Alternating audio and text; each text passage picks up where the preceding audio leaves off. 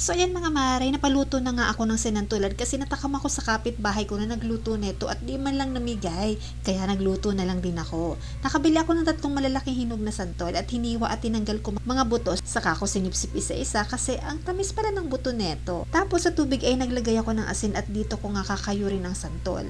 Gumamit ako ng pangkayod ng nyog at cheese grater sa pagkayod neto. At ito na nga mga mare, nakayod ko na lahat.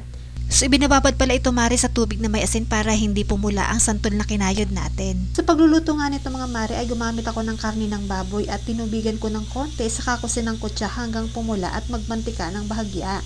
Saka ko inilagay ang bawang, sibuyas at luya. Iginisa ko lang ito, saka ko ilalagay ang pangalawang piga ng gata. At itabi muna natin ang unang piga. Naglagay lang ako dito mare ng konting asin at pork cubes na pantimpla.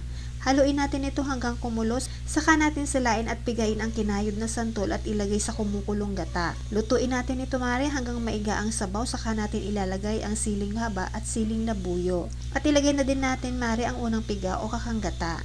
Lutuin natin ito hanggang magmantika o maluto ang gata. O ganyan lang pala mga mare magluto nito at napakasarap pala nito. Napadami kain ko dito. At dahil napadami ang niluto ko mga mare, binigyan ko na din ang kapitbahay kong mabait.